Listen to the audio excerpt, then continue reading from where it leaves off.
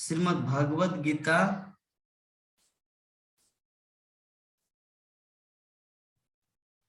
प्रथम अध्याय। एक साथ में मेरे साथ साथ उच्चारण करना है अगर संभव हो तो। नंद किशोरी माता जी जो भी। धृतराष्ट्र उवाच धर्म क्षेत्रे कुरुक्षेत्रे समवेतायुजुत्सव मामका पांडवश्चैव किं कुर्वत उवाच दृष्टा तु पाण्डवानीकं योधनस्तदा आचार्यमुपसंगम्य राजा वचनमब्रवीत्। और बढ़ाना बड़ा करना है क्या हमारा? नहीं प्रभु जी, नहीं दिखाई पड़ता है। एक सेकंड तो बड़ा कर दीजिए।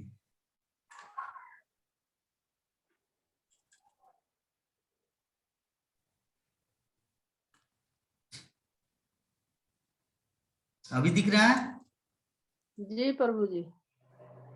पश्यतां पाण्डपुत्राणाम् आचार्यं महतीं च मुं व्यूढां द्रुपदपुत्रेण तव शिष्येन धीमता अत्र सौरभेश्वासा भीमार्जुन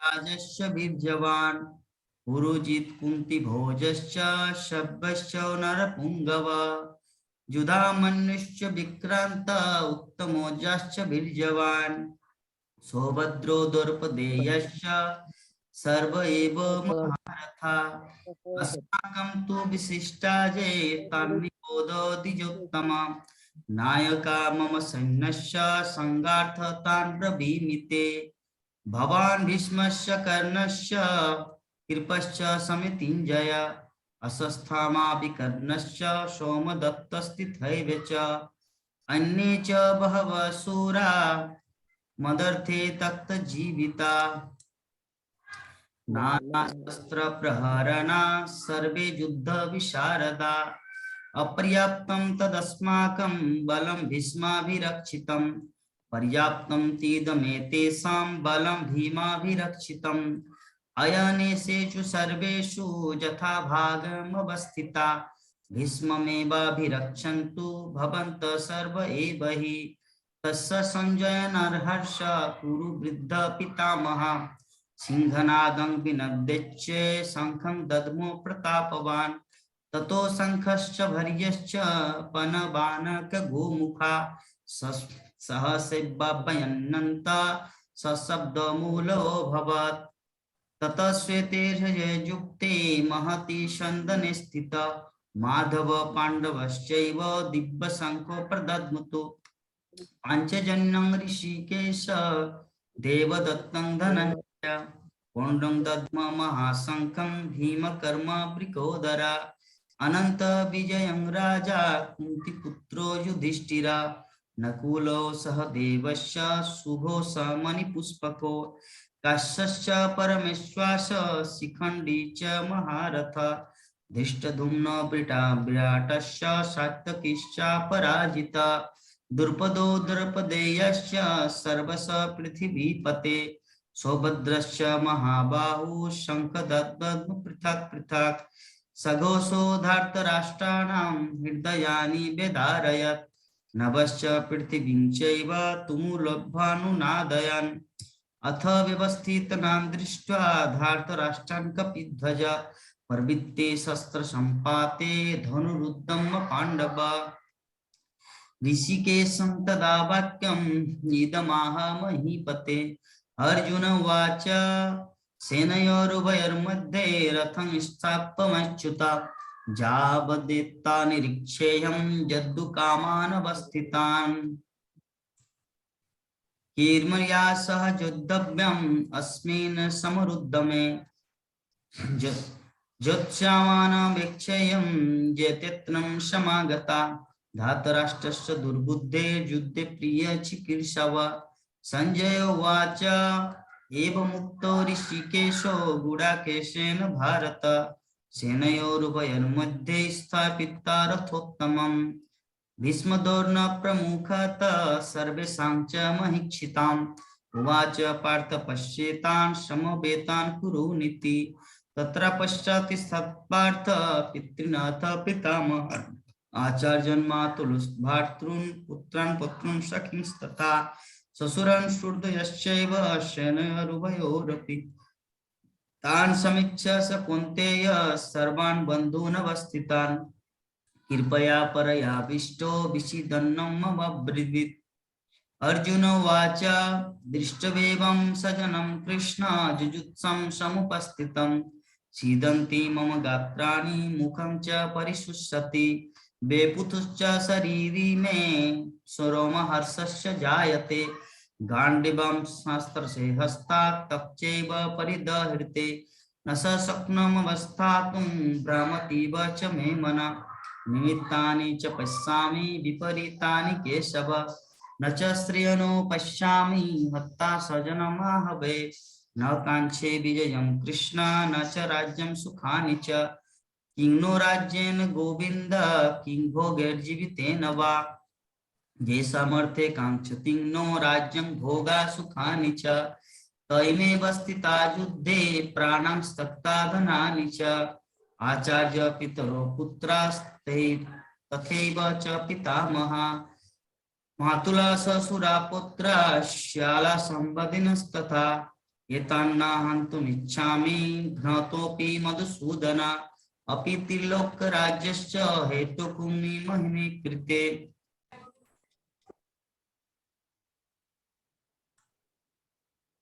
यद्यपि न पश्यन्ते लोभपहत चेतसा कुलक्षयं कृतं दोषं मित्रदोहे च पातकं कथं न ज्ञेयमस्माभिः पापादस्मान्निर्वृतं कुलक्षय कृतं दोषं प्रपश्चाद्भिः जनार्दन कुलक्षये प्रणश्यन्ति कुलधर्मा सनातना धर्मे नष्टे कुलं कृत्स्नम् अधर्माभिवच्युता अधर्माभिभवात् कृष्ण प्रदुष्यन्ति कुलस्त्रिय स्त्रीषु दुष्टासु वार्ष्णेव जायते वर्णशङ्कर शङ्करो नरकायैव कुलघ्नानां कुलस्य च पतन्ति पितरो ह्येषां लुप्तपिण्डदोक्रिया दोषरेते कुलघ्नानां वर्णशङ्करकारके उत्साद्यं ते जातिधर्मा कुलधर्माश्च शाश्वता उत्सन्ना कुलधर्माणां मनुष्याणां जनार्दन नरके नियतं वासो भवतीत्यनुशुस्रम् अहोबत महत्पापं कर्तुमेवसिता वयं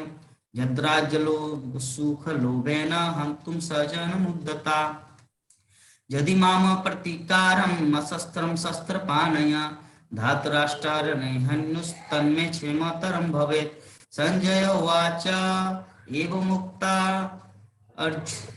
एवमुक्तार्जुन संख्ये रतोपस्तुपाविशत् विसिज्य ससरं चापं शोक संविघ्न मानस। तो इसका भी हम लोग थोड़ा सा अनुवाद देखेंगे, अनुवाद पाठ करेंगे।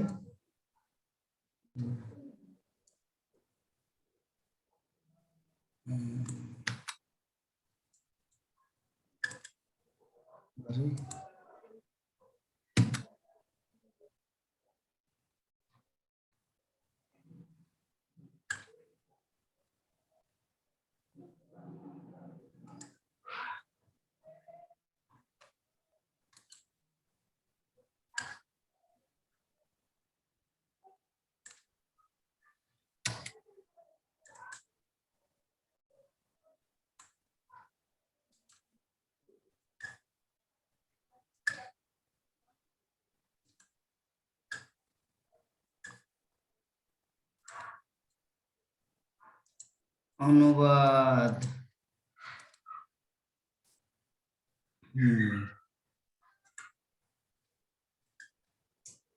अनुवाद दिखाई दे रहे हैं माता? जी प्रभु जी। अच्छा। धृतराष्ट्र ने कहा,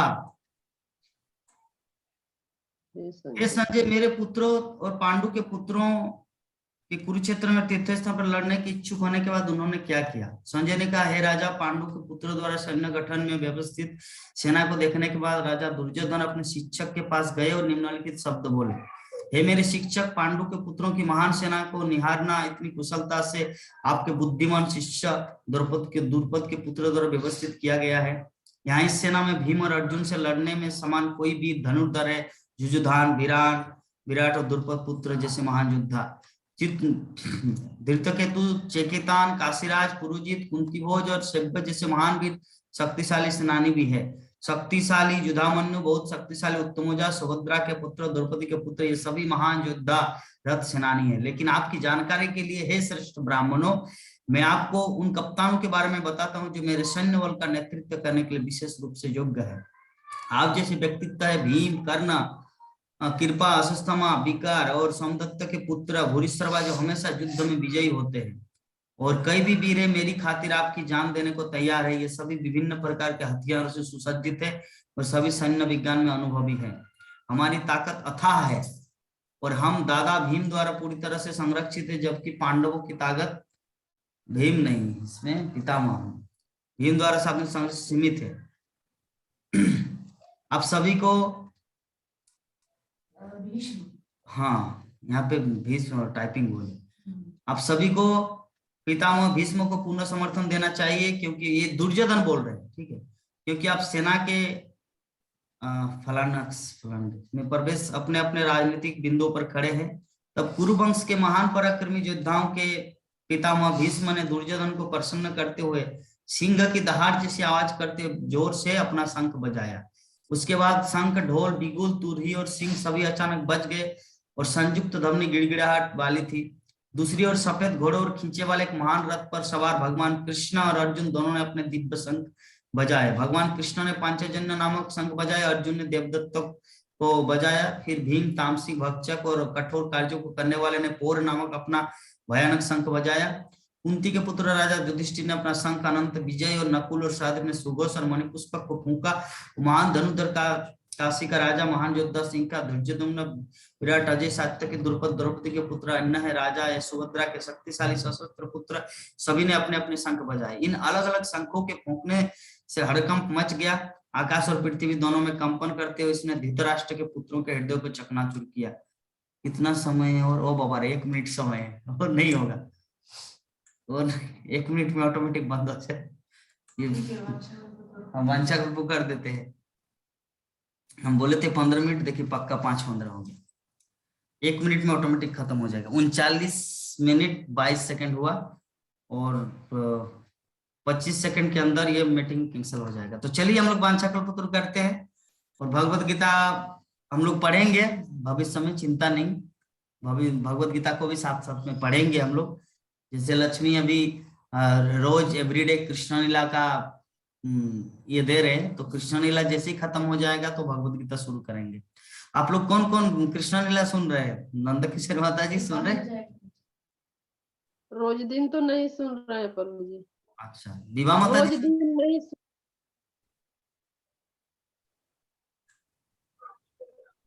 विवाह, हाँ बुआ माता जी सुनते हैं। चलिए बहुत सुंदर। तो चलिए हम लोग वांछा कल्पतरु करते हैं, नहीं तो मरने के टाइम पानी भी नहीं मिलेगा इस मरने के टाइम पानी में मिलेगा मतलब समझे हम क्या बोले? हम लोग हरे कृष्ण भक्तों की जय बोलते बोलते मीटिंग ऑटोमेटिक चला जाएगा, काल समय हर लेगा। वांछा कल्पतरुभ्यश्च कृपा सिन्धुभ्येव च पतितानां पावनेभ्यो वैष्णवेभ्यो नमो